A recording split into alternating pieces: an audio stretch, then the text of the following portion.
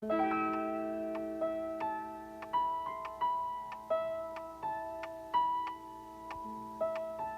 1895, H.G. Wells published a fantastic novel about time travel. He entitled it The Time Machine.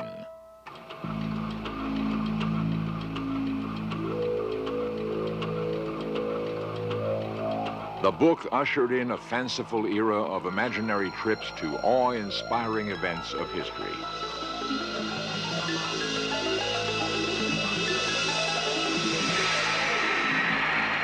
'79 A.D., the eruption of Mount Vesuvius.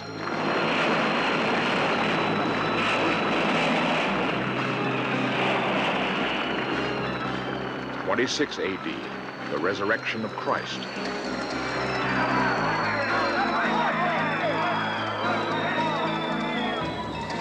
'15 billion B.C., the very creation of the universe.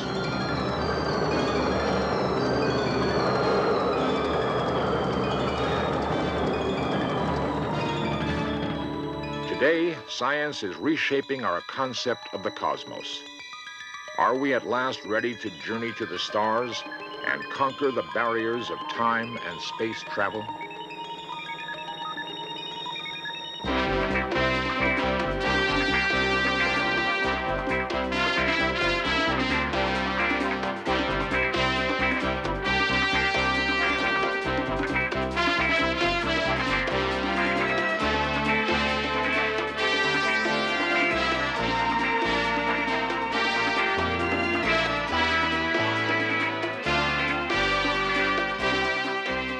This series presents information based in part on theory and conjecture.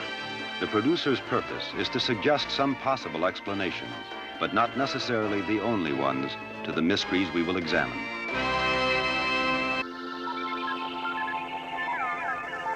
We are witness to the last leg of a hypothetical journey to the stars and back again. Our crew has been traveling through the galaxy very near the speed of light. They have finally returned to Earth. Due to an effect called time dilation, first described by Albert Einstein, hundreds of years have passed on Earth, while only a few years have passed in the spaceship. Once they have landed, what will the crew find when they open the portal of their ship?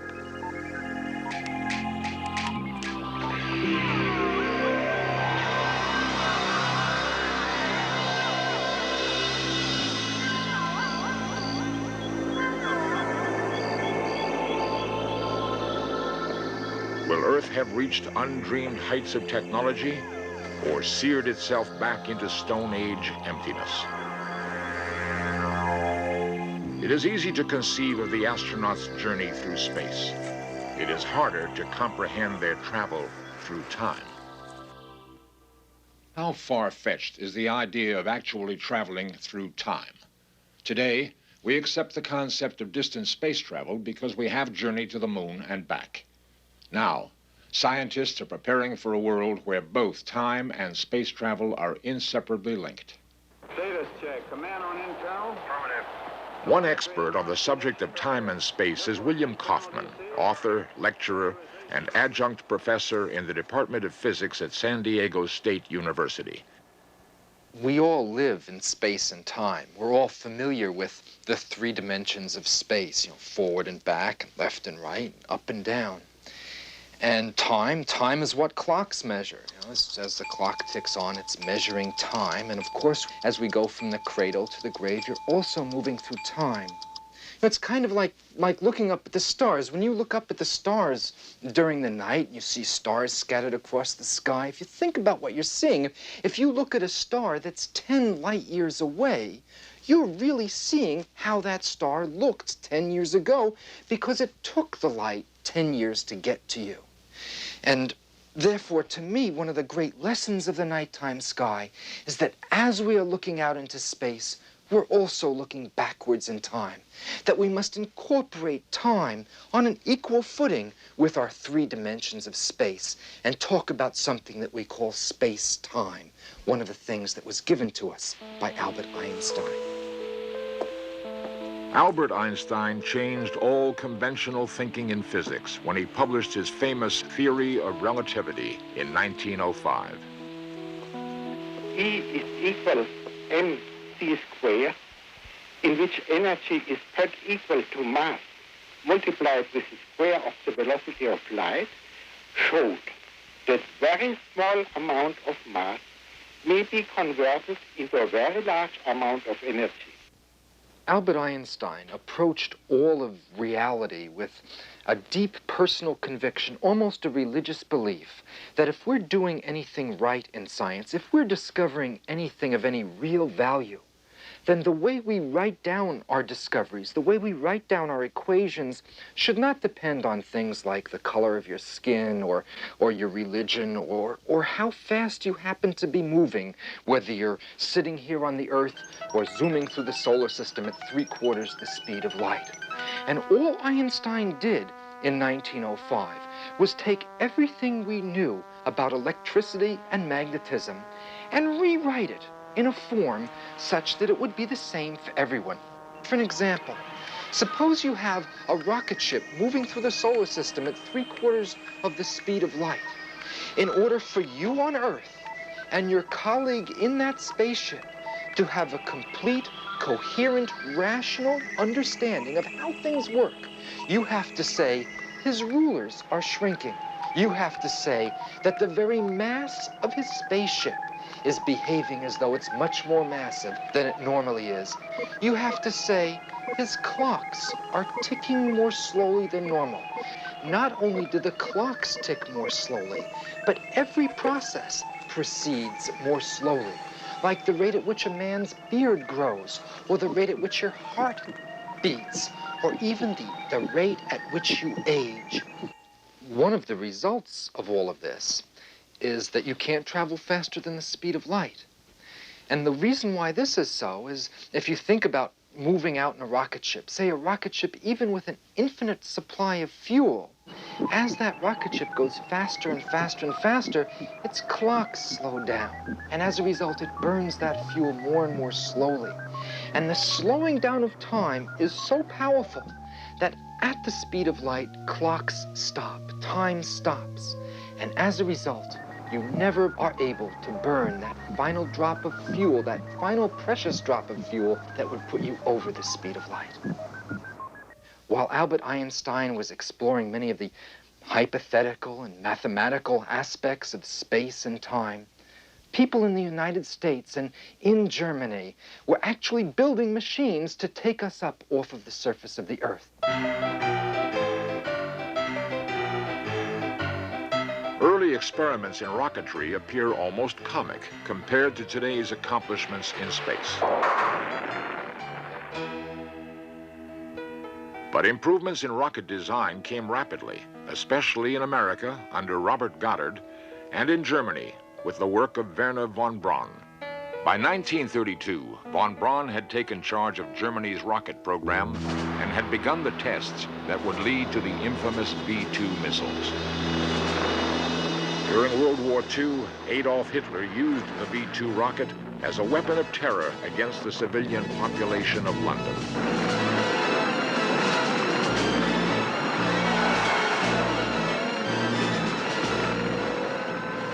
For better or for worse, rockets have always had a military application. But underlying all of this, in the minds of everyone who works on these projects, is the vision of using these machines to take us beyond the confines of our own planet, to explore the moon. We've walked on the lunar surface, to use reusable rocket ships like the space shuttle, to make many trips, to make use of the full potential of what actually exists out there in space. And you know, perhaps not us, but our children may very well be able to book flights to space stations or to the moon and beyond.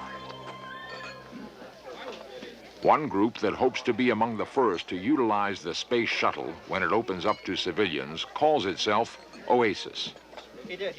They gather together on weekends to share food and their enthusiasm for space travel. I'm Charlie Carr, and I'm with the California Museum of Science and Industries. This group is doing something that's really unique. It's getting together a lot of people from different backgrounds, from technical fields, from social fields, people working in the community, all different sorts of people, and they're all thinking and talking about space. They're talking about what's going to happen in the future, talking about what's going to happen personally to their lives as more people on Earth move out into space. A frequent lecturer to the group is Dr. B.J. Bluth, sociologist and expert on long-duration space flight. The work that I do really focuses in on how people can live in space, how they can get along together, what kinds of general problems, stresses, factors make it easier and harder for them to have a viable, successful mission. The human is going to have certain kinds of problems when he goes to space. There are stresses, there are physiological problems, there are fears, there are incidents that occur, there's the interpersonal relationship, there's being holed up all alone, no place to go, no way to get away. If you can imagine yourself being in a camper with no privacy curtains, with another person for 6 months and no place to go and you can't walk out of the camper, what kinds of things happen in that kind of situation? We have a very human problem in going to space. The technology is only one aspect. And if the human part of this space travel isn't as carefully solved as the technology problem, all of the technology in the world isn't going to make it possible to do what we want to do. Obviously, there are a lot of technical problems with space travel. It's a difficult business getting someone there and back and healthy and sane during the process. But there's another whole aspect to this business. Because sitting around in the scientific journals for the past 15 or 20 years now have been things like time machines and time tunnels, wormholes in space, highly warped regions of space where you could go in someplace in our universe and come out in another universe, or go in one of these holes and come out back in our own universe at a different time, 1 billion years ago or 1 billion years in the future. And these are some of the most fantastic, hypothetical things that science has ever given us. In our future explorations of the galaxy, will we one day make the discovery that will fulfill H.G. Wells' dream of time travel?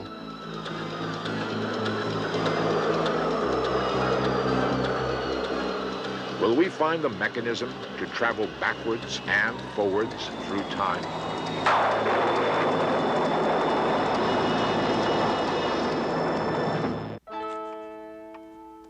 I am afraid I cannot convey the peculiar sensations of time traveling. There is a feeling of helpless, headlong motion.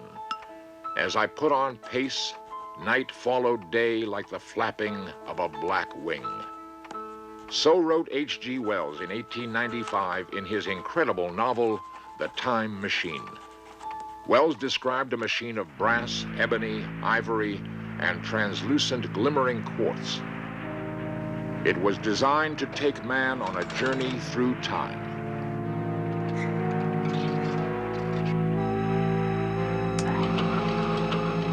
Wells clearly understood the implication of traveling backwards and forwards through the centuries and depicted it as a wonderful adventure.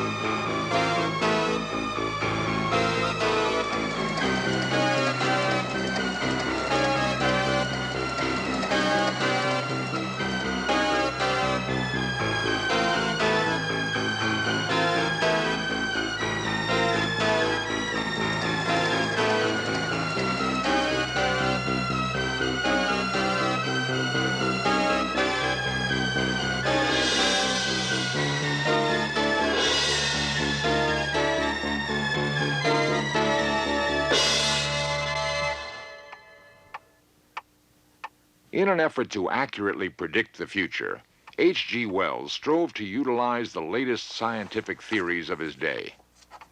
A strong proponent of the theory of evolution, Wells suggested that the environment of industrialized England would cause the factory workers to evolve into what he called Morlocks.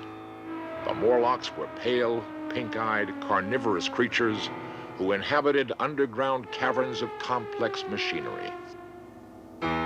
Wells saw a different fate for those who lived the life of leisure in society. After thousands of years of living without need or conflict, Wells proposed that they would evolve into what he called the Eloi. The Eloi were childlike creatures of limited intelligence who would frolic and gather fruit on the surface of the earth. Today, the evolutionary prophecies of H.G. Wells seem to many unlikely. But is it possible that someday science may actually build a time machine? Having a time machine is a very attractive idea. We all have things we'd like to go back and change about our lives or maybe affect history somehow. But scientists have trouble with time machines. There are a lot of illogical inconsistencies that develop. For example, if you had a time machine that could take you back 1 billion years in the past, well, then you should certainly have no difficulty going 5 minutes back into the past. And if you could go back 5 minutes, you could meet yourself and tell yourself, literally, what kind of a nice trip you had.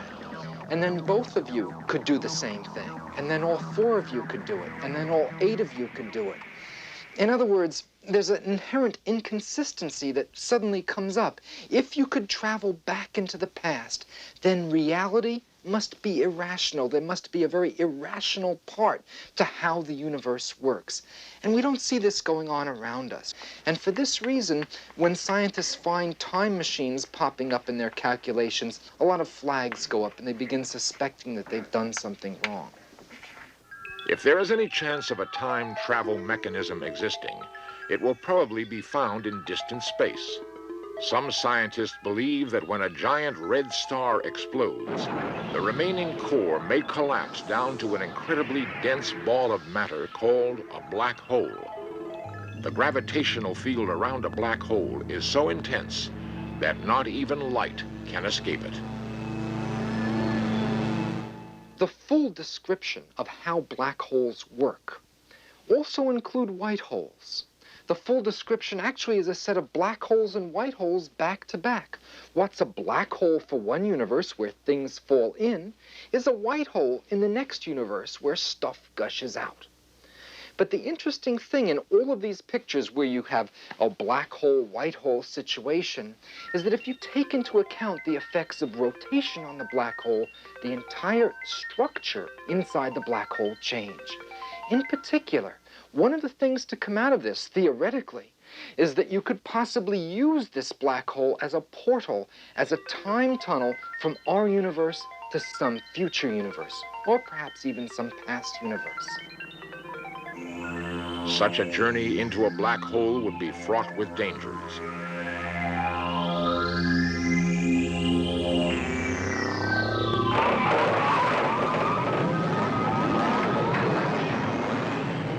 If you can go through that wormhole in space and time, then you can travel very, very near the center of the hole. You can travel very near where the matter of the star collapsed down to, where you have this tremendous curvature, this high warping of space and time. And there are problems with that. For example, if you could travel very near that place where you have infinite space-time warping, according to Einstein's famous equation E = mc², the energy in the gravitational field of the hole produces a lot of matter that fills up the wormhole and chokes off any possibility of space travel to future universes. And this is one of the ways in which we think nature prohibits time machines. Nature takes care of things and makes sure that things won't come out too irrational by having a time machine. It chokes off the possibility of getting through the wormhole. Perhaps the tunnel through a black hole will forever remain blocked, but the possibility always remains that someday someone will make a discovery which will allow us to visit Earth's distant past or glittering future. Carol Amato has a background in social science and is a member of OASIS. She has a special plan for accomplishing her goal of space travel. I use the computer in my work, and I'm hoping that by doing so, this will provide a career path for me to get into space. My children I'm trying to prepare just by being adaptive to new situations. Tracy has a tremendous interest in growing things, plants and baby animals. I'm hoping she'll take this interest into space because it's going to be necessary to want to nurture things in order to make the environment be a psychologically pleasing one and to recreate something of the Earth. Damon's a very active boy. I hope he can utilize that energy that he has in some constructive way. Maybe he can go into space and become one of the pioneers. With the successful flight of the space shuttle and the likelihood of civilian space travel on the horizon, it is not difficult to imagine families like Carol Amato's someday traveling into space. Perhaps one day, a boy Damon's age will solve the mystery of what lies on the other side of a black hole or at the place beyond the stars.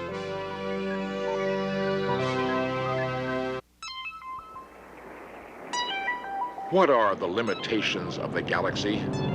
Will we ever travel faster than the speed of light, or backward and forward through time? I don't think that any scientist would categorically say, no, we will never travel faster than the speed of light. No, we'll never have time travel. But if we ever do, then this would have to come from a whole new view of science, a new super science, whereby we understand today's limitations as one separate little case. In other words, the kind of science that would give us travel into the past or travel faster than the speed of light would be as advanced over us today as we are over Neanderthal man.